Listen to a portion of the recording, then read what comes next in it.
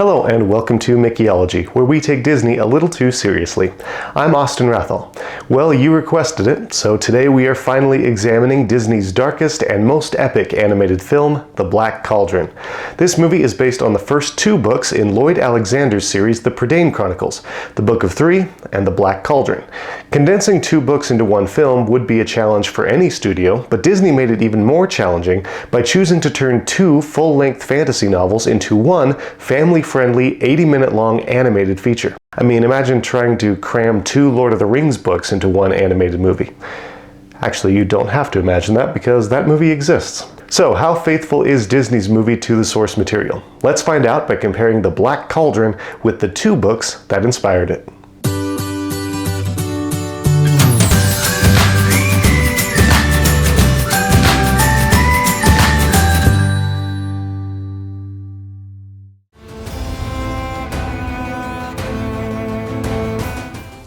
Disney's The Black Cauldron loosely follows the events of the books. Both stories follow Taran, who serves as official assistant pig keeper of his farm, Caer Dallben. Taran lives with his wise old lord, Dallben, and tends to Dallben's oracular pig, Henwen. When the evil horned king puts Henwen in danger, Taran leaves home to protect her. Along the way, he meets the furry forest creature, Gurgi. Taran loses Henwen and winds up a prisoner in a dark castle. A princess named Eilonwy helps him escape, along with a bard named Fflewddur Fflam. The three of them leave the castle and fall into a lake that sends them down to the kingdom of the Fair Folk, where they find Henwen. One of the Fair Folk, Doli, accompanies them as they set off to obtain the Black Cauldron, a magical pot that can turn corpses into undead soldiers. They find the cauldron in the marshes of Morva, where Taran bargains with three witches to obtain it. Once they have the cauldron, the friends learn that the only way to destroy it is for a living soul to willingly enter the cauldron and die. In the end, however, the sacrifice is carried out, the Horned King is defeated, and all is well. What the movie adapts most faithfully are the characters. Taran is especially similar to his literary version, always dreaming of becoming a great warrior and letting his ambition get the better of him. However, while some of the characters are faithful to the books, the movie itself is not.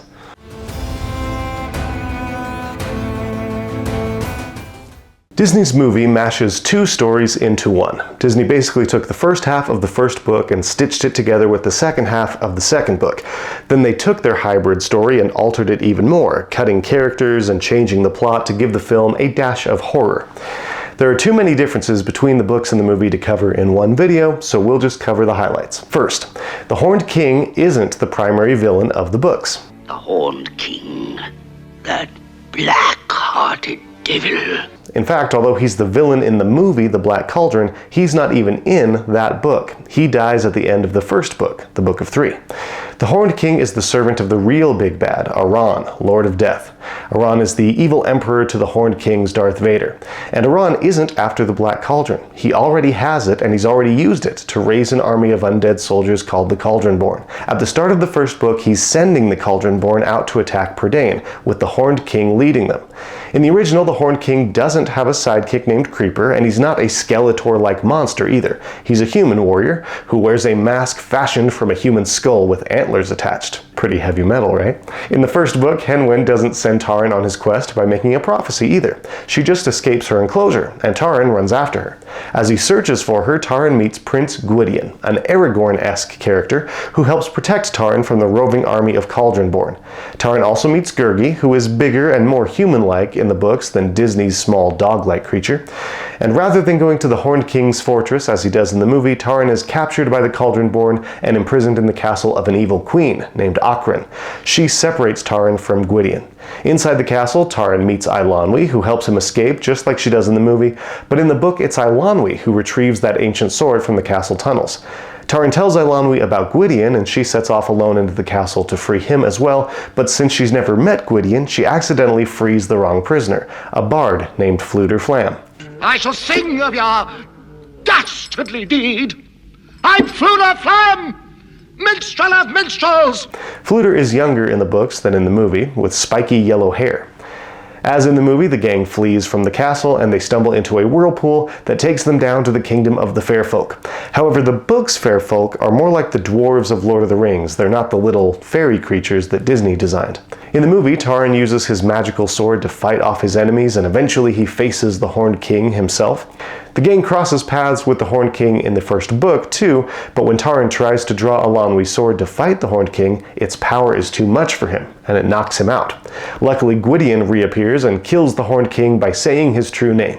Long story. After that, the friends return to Caer Dallben. The books don't give the Black Cauldron much attention until Volume 2, which begins like a high fantasy version of Ocean's 11. Gwydion assembles a team of heroes to pull off a heist. He plans to go to Aran's homeland of Anuvin and steal the Black Cauldron. Taran joins the team, which includes the whole gang from the first story, plus a few newcomers. However, things go awry. When the gang reaches Anuvin, they discover the cauldron's already been stolen by the three witches, Ordu, Orwen, and Orgok. Wild huntsmen separate Taran and friends from the rest of Gwydion's team, and our heroes take it upon themselves to retrieve the cauldron from the witches. Taran finds the witches in the marshes of Morva and bargains with them for the cauldron, like he does in the movie. However, he trades away a magical brooch of wisdom rather than a sword. The witches give Taran the cauldron and tell him the only way to destroy it is for a living soul to sacrifice his own life by climbing inside it. The gang tries to haul the cauldron away, but they're intercepted by a corrupt king named Morgaunt, who wants to use the cauldron himself. Fortunately, someone takes the fatal plunge into the cauldron and destroys it. That someone isn't Gurgi, though. It's a young prince named Ellidyr, another member of Gwydion's heist team. Ellidyr is a real jerk toward Taran for most of the book, but he redeems himself in the end by sacrificing himself and breaking the cauldron. The cauldron does break, too. It doesn't just bury itself like it does in the movie. The story ends with Gwydion riding in with the cavalry for a second time, saving our heroes and allowing them to return safe. There's no climactic raising of the dead, no resurrection of a dead character, and Taran and Eilonwy don't share a kiss.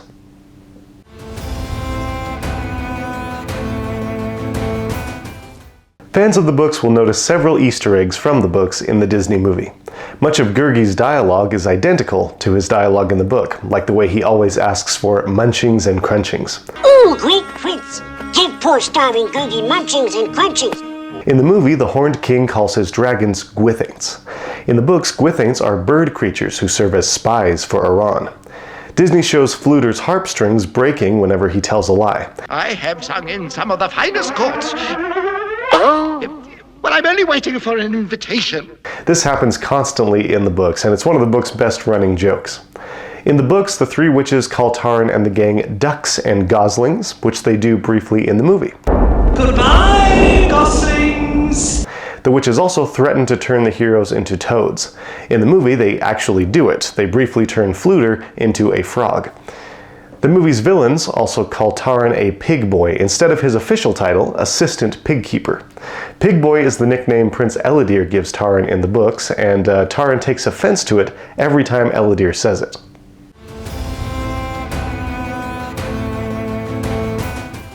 If you're a fan of the Black Cauldron movie, then I highly recommend reading the books. Personally, I liked the books a lot more than the movie. They're very old-fashioned high fantasy, so don't expect anything like Game of Thrones here, but if you enjoy a classic hero's journey set in a medieval world, then you'll like this a lot. The books never overstay their welcome either. They give you just enough exposition to get started, and then the quest begins. The books move at a brisk pace, and they tell their stories with great efficiency. If you're used to tearing through brick-sized paperbacks by authors like Brandon Sanderson, then reading these will be a breeze for you.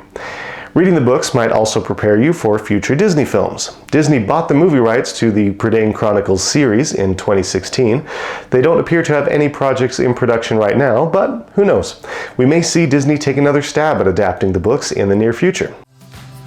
So there you have it. That is how Disney's The Black Cauldron compares with the first two books of the Prydain Chronicles. Please let me know in the comments if you've ever read these books, and if so, which version of the story do you like better? Also, let me know which Disney movie you would like me to compare with its source material next. Please don't forget to leave a like and subscribe to the channel if you haven't already, and please consider supporting the show on Patreon. There is a link to the Patreon down in the description. And as always, thank you very much for watching. I will see you next time. Bye-bye.